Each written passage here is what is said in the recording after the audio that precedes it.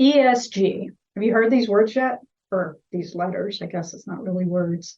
If you haven't, pick up a business publication or search for it on the internet. But ESG stands for environmental social governance. And this is a set of guidelines that is being used often in the investment world to help, I say in loose air quotes, evaluate, score, read a company and how they're doing on these three issues. But it has been a hot button, a very hot button, and a lot of good ways and a lot of weird ways and probably a lot of scary ways.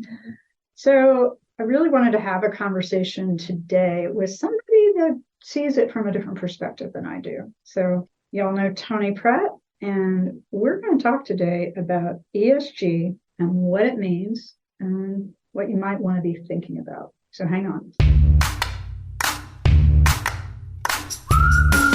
Living green or sustainably is about more than saving on your electric bill and doing your part to protect natural resources. It is about a safer and healthier life for you and your family without sacrificing style, quality, or budget. This is a movement to provide all of us with clean air to breathe and water to drink, safe, healthy food to eat, and places to live, and energy to run the places where we live, learn, work, and play. Join your hosts, Marla Esser-Close, the Green Home Coach, and Tony Pratte of the Sound Room to learn how everyday green homes work for you, your family, and your community. Hi, I'm Marla, the Green Home Coach, and I am very happy to be back in St. Louis at Shock City Studios with Tony Pratte and Sam in the other room running our audio tech for us. Happy to be here. I was going to say, it's so weird not having Sam in the same room. I know. They've moved us to a new room, a new podcasting room, which is super cool. I feel like they put us in the corner. I know, but it's like we can't see Sam. And that's part of what's so fun about coming here is having time with Sam. Interacting with him. Now he's just like the voice above. I know. Like, the omnipotent voice out of nowhere, which is, it's appropriate since it is just Easter Monday. Well, this is true.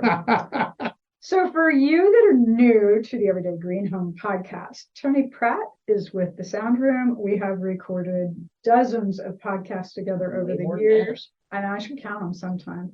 We might be 100. We're probably in triple digits. Yeah, we're probably 100. I know I've done like almost 300 episodes total. So yeah, probably 100 of them are ours.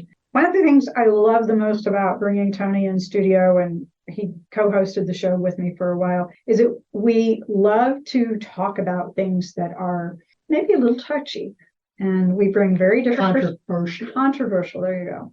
But we bring very different perspectives. Tony, you're one of the most learned people I know, and I love having that perspective that you bring to the table from everything you've learned from all of your schooling. And not being in school now, I get a break, right? But it's all still in your brain, right? Well, the nice thing is this is a conversation where I get to take my MBA out for a spin now. There you go. New shiny MBA. Yay. New shiny MBA. Congratulations, well, thank by you. the way. This is an achievement. You know what? It was 2 years of a lot of fun. It was a new program at Boston University. I'm glad I did it. It was a global program. It introduced me to a lot of varying perspectives. And this is definitely one of the topics we dug into. We spent a lot of time talking about ESG. It should be. Yeah. Let's kind of set the table of what capitalism has been for, I guess before the, economic downturn of the 2000s, 2008, the Great Recession. Okay. It had always been Milton Friedman. A business has one responsibility, that is to make profit, plain and simple.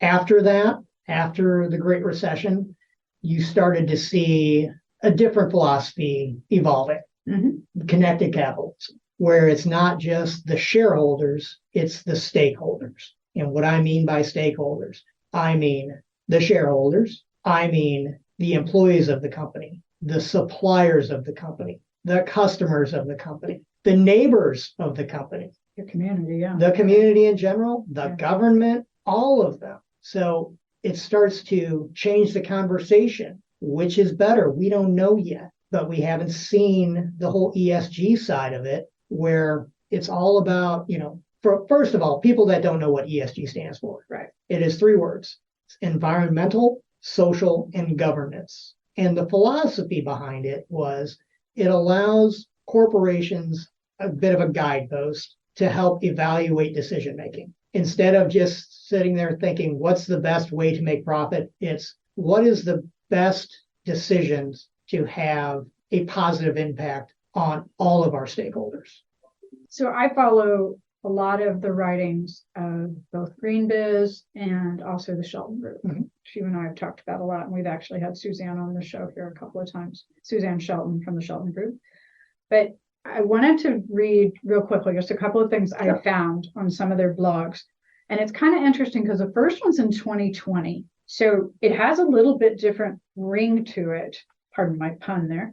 But it was, anyway, you'll see a little bit of the difference between the one in 2020 and the one in 2022. I'm sure if we had one now, it'd even be a little bit more different. But for the last 2 years, and I'm just going to read verbatim here. If anybody wonders, this is the February 13th blog off of the Shelton Group site, if you want to go look it up. And the link will be in the show notes too. For the last 2 years, I've been scratching my head about something. Americans have made it very clear that they want to buy from good companies. Of course, we have to define good companies. That's my note. And when you ask them what's good and who's good, they give a range of answers that lump together good for the planet and good to people. Yet corporate America has insisted on keeping these two things separate. The sustainability team has lived on an island by itself, or possibly in an EHS department, tasked with environmental compliance and reducing environmental impact, doing less bad. Meanwhile, the corporate social responsibility people have lived in another department, typically HR, and have been charged with spreading goodness. You get the difference here, right? Mm-hmm. Less bad versus goodness. Community projects, philanthropy, diversity, and inclusion. Separation hasn't been good. It's meant duplication of effort and competing messages in one case. We watched a bold company commitment flounder for over a year because it included both environmental and social impacts, and the two separate departments struggled over who should own it. This all changes with environmental, social, and governance, ESG, as a framework. And according to this article, that's a good thing. So that's what it was looking like in 2020. Well, and that's interesting because as she describes the two separate entities, those two separate departments, well, think about it. One is focused on external and the other is focused on internal. So in the old school mentality, they should be two different departments. But what happens is if there's no alignment between the two, because they don't know what they're doing, you end up with mixed messages. Right. You end up with worse performance. And this is part of where a lot of the debate with ESG has come about because, number one, it's a guideline, it's a framework, it's not the answer to everything, it's not the silver bullet.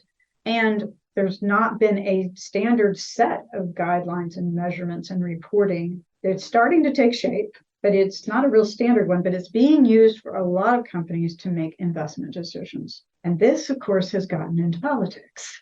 Well, yes, it has, because when it comes to investments, what are the biggest investors? I mean, we're not talking individual investors like you and I. We're talking institutional investors, people that have a lot of control over a lot of money. Yep. Where it really gets into the pension funds. And that's where it really gets into politics, because those pension funds, for the most part, need to make certain returns. Right, or they can't pay out their pensions. Exactly. Right. And if what you're telling them is we're no longer concerned about return, we're concerned about ESG. Well, you have a lot of people going, yeah, we can't do that. It's about balance. It has to be about balance. It has to be about balance. It has to be about understanding that, once again, you made a good point. This is not this is a guideline. It's a guidepost. This is a tool that companies need to use to help make better decisions. Mm-hmm. It can't be a checklist of we did all these. Right. We just checked all these boxes. We're good. And that was what was brought up in the second article that I found on Shelton Group from September of 2022. So 7-8 months ago. But here's what I love about how this one started.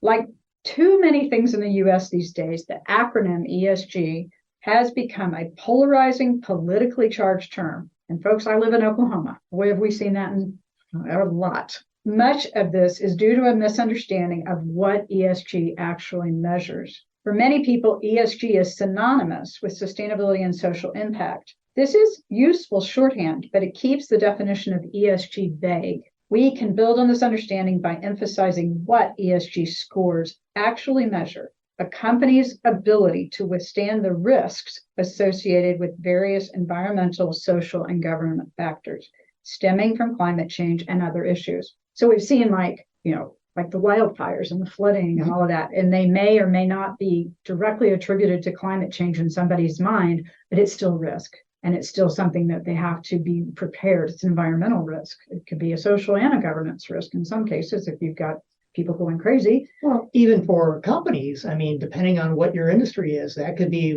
your risk management issues. Right. You have to factor all that in. If I'm in construction, if I'm in energy production, whatever, I have to have a department that just does risk management of what's the impact if this happens. This needs to be taken in. I mean, think about this. The Pentagon has had a sustainability and climate change plan for several decades now. There was actually a book written by one of the people that helped to write a lot of the Pentagon's early sustainability plans.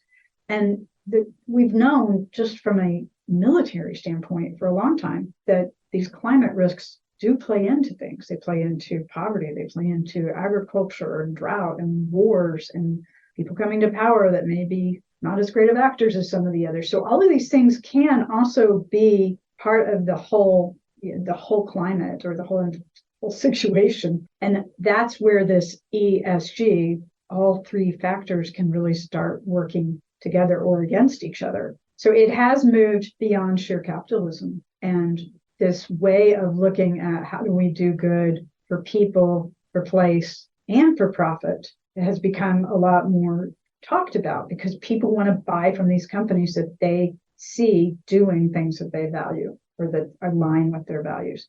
And ESG has been the only thing out there that people have really been able to see some kind of report or score or anything that they can get into without having to do a ton of research. And you think about it for the everyday person, I mean, how would you know all this? Once again, it can be a great tool. Can be. If, the big if. Not misused.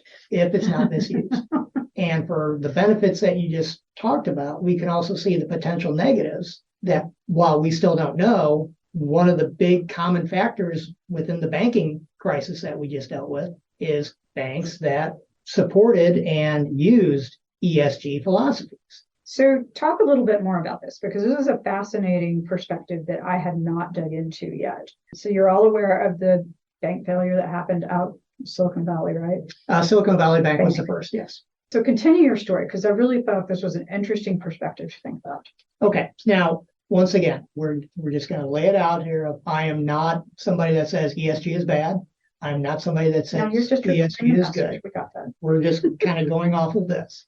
I can make the argument for a proponent or an opponent, but Silicon Valley was the first of the banks to go under. They were a big proponent of ESG and ESG philosophies. And in what ways did they practice that? All right. So first off, they lent to over 1,500 startups that were climate tech firms, basically companies that were trying to do good for the environment. Right. Unfortunately, the vast majority of these companies had no cash flow and had no way to support, this bank loan. So you say 1,500 loans, but can you put that, do you have any idea of what their total loan portfolio looks like? So if that was that like 2% of their total loan portfolio or like 40%? That I don't have, but I will tell you, it was a massive, massive number. So they aired on they loaned to a lot of startup companies. Yes. This was, okay, so if you're not familiar with Silicon Valley Bank, I can tell you this.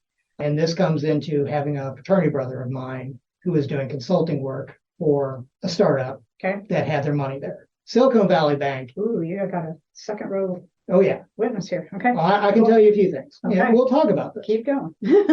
So Silicon Valley Bank was the bank for startups. This is where you went. Got it. If you were a startup company, you went to Silicon Valley Bank. That's just the way it was. Okay. Now, my friend's company that he was working with, they had $4 million in the bank with Silicon Valley Bank when this all happened. Ouch. They didn't get it out in time, which meant Friday came, company was shut down, or the bank was shut down. They had no idea how they were paying their employees. Yeah. Now, the next Monday, that's when the government had stepped in, took the assets and everything else, unfroze things. So these companies that had money could start paying, Right. employees and bills and everything else. But Silicon Valley was not just some little ancillary bank for startups. I knew it was a big bank. It was the bank. Yeah, I did not realize they had done that many loans to startups. No. So one of the potential issues was the makeup of their board. They promoted the fact that they had a very diverse board. Great. Yeah, nothing wrong with that. Right. Only problem was the majority of those members had either no or very little banking experience. Do we know what percentage of their board did have banking experience? Under 50%. Okay. So once again, don't know what kind of decisions they were making. Right. But if they were the ones that had to oversee everything, because that's usually what the board does, Right. that's not good. We do know one of the things that they had issues with was risk management. Their risk management was obviously asleep at the wheel if they greenlighted all of these loans that had no ability to pay them back.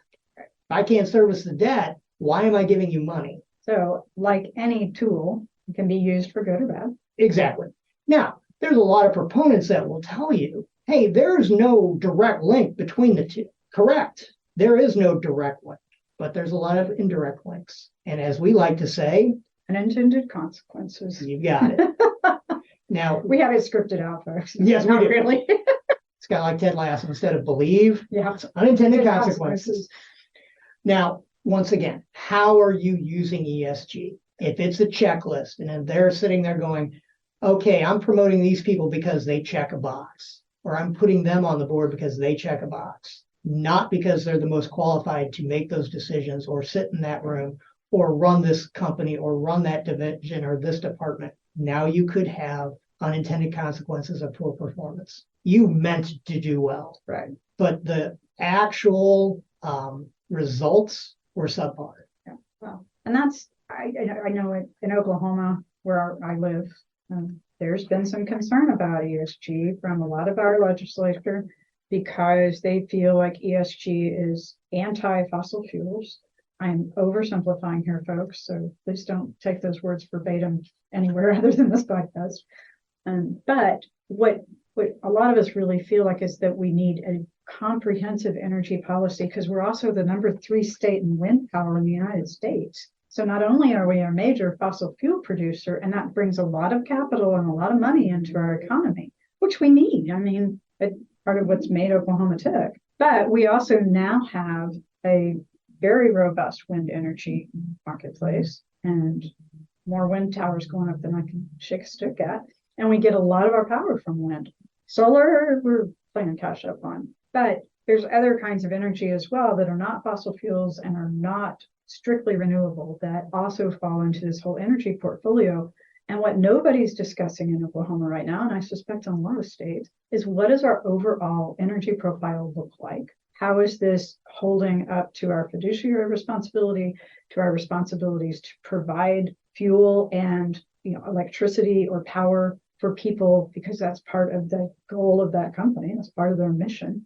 And then how do we do it in a way that's as just and fair as we can?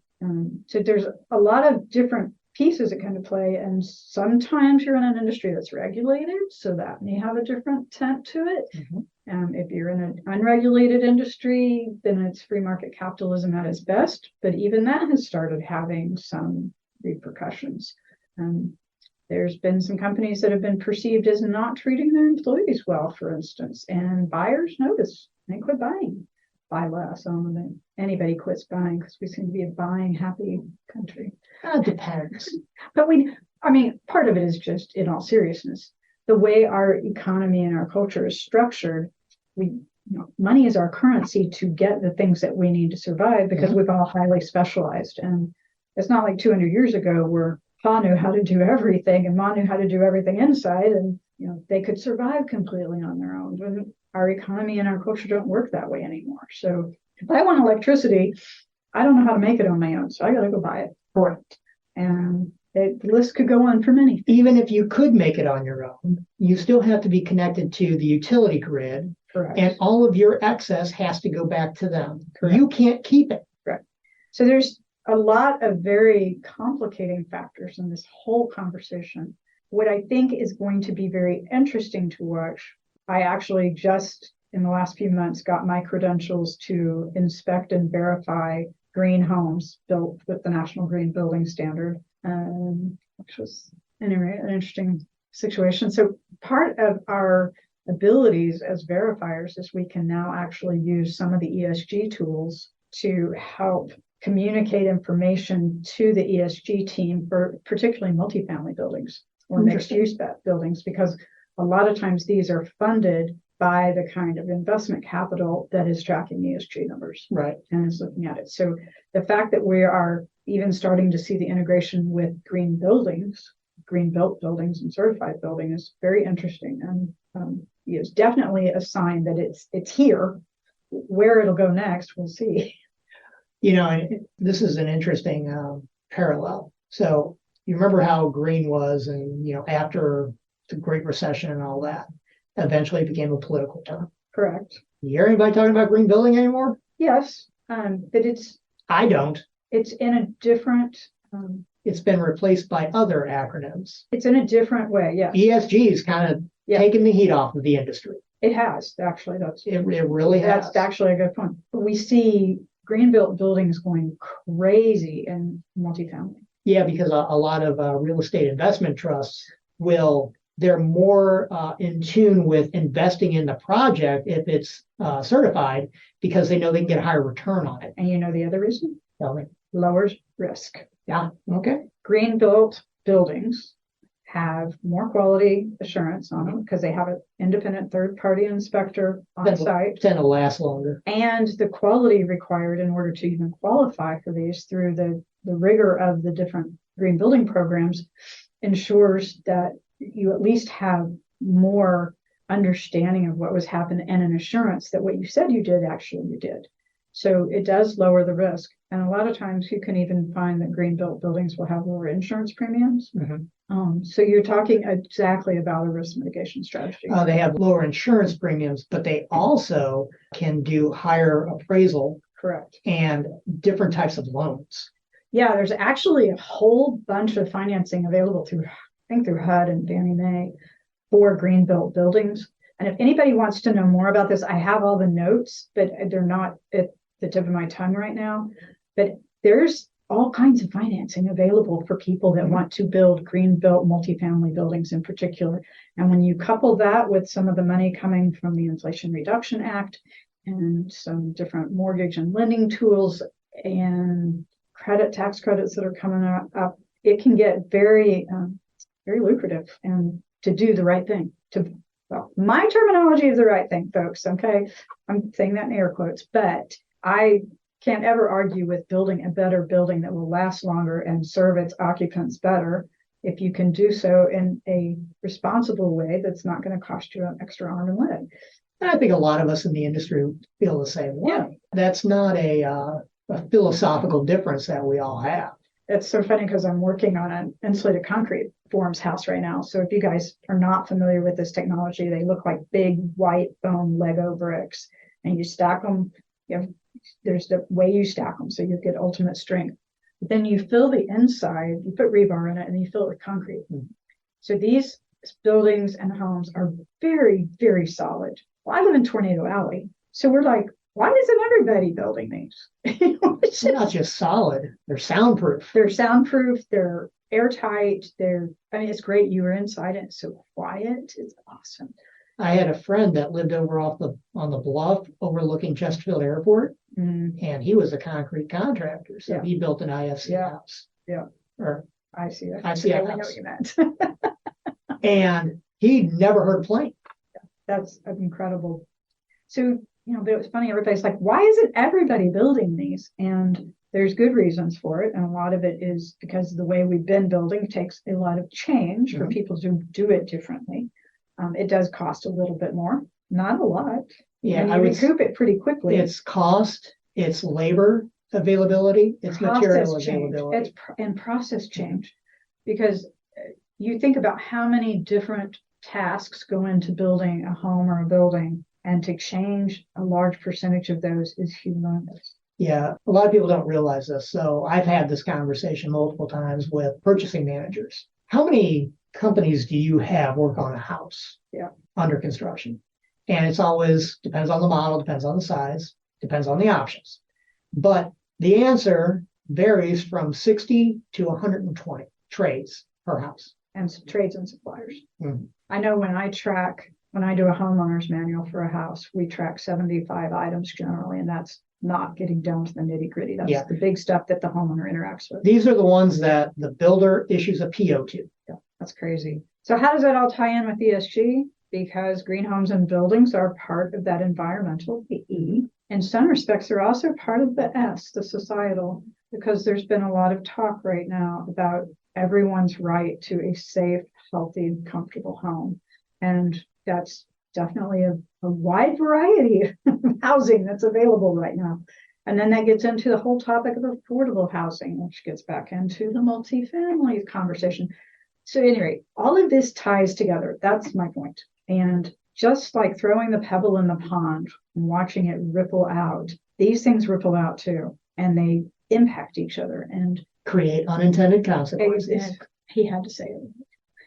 But it's true. It is true. It is true. It is true. And I think what you've heard us talk about today here is that we need balance. We need people to talk about what is uniting us, not what divides us. And when we can do that better, then we can find solutions to carry us forward. And you and I have always been big advocates of putting the problem in front of us, not between us. Oh, we've also been advocates about having a conversation about a topic and not an argument about it. Correct. I mean, if the one thing people can come away with of listening to our podcast is that's how you have a conversation. Yep. You know, while we agree on 80% of the things, there's the 20% that we always disagree on. And we it's learn from each other. right.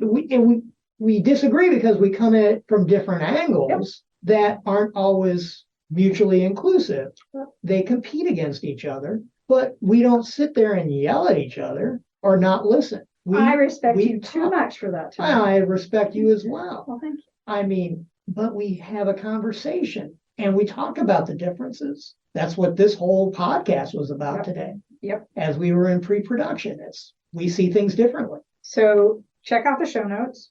I will link some of the articles that we referred to, and I will get yours about some of the things you talked about at the beginning of the show. But stay tuned, y'all, and don't be scared to ask questions about ESG and understand it better, because you're going to hear a lot more about it. I think it's going to stay in our conversation for quite a while until something bigger and better comes up to replace it, or until we just build it into our everyday life and we then can move on to the next thing anyway. Well, and that's kind of what happened with green building. A lot of it's being codified. Yeah, it is. And a lot of people are just doing it automatically. But don't forget, you want to talk about the good stuff. So if you're doing this kind of stuff, talk about the benefits. Let people know what you're doing, because they can't read your mind. And we see that with ESG. We see that with green buildings. We see that with just about everything. You got to help people understand. So we hope you have found something a little different to think about today. Tony's always good for that. Thank you. I make people think. And we hope that you come back and come on to the next episode with us. Tony's coming on every few months for 2023. We have a bunch of podcasts in the archive if you want to go back and listen to some of those. Hundreds. Yeah, you can go back to greenhomecoach.com/podcast and search on Tony or your topic and find all of our old podcasts if you're interested in hearing in some of them. So we appreciate your support and your listening in so very much. Thank you so much, and have a great green day. I think that one went well. Nice. That wraps this episode of the Everyday Green Home Podcast. Get the show notes with all the resources mentioned in this episode. Be sure to subscribe on your favorite podcast app so you never miss an episode. Want more? Join the Love Your Everyday Green Home private Facebook group for more resources and behind-the-scenes insights. And remember that living a little better and greener is easier than you think.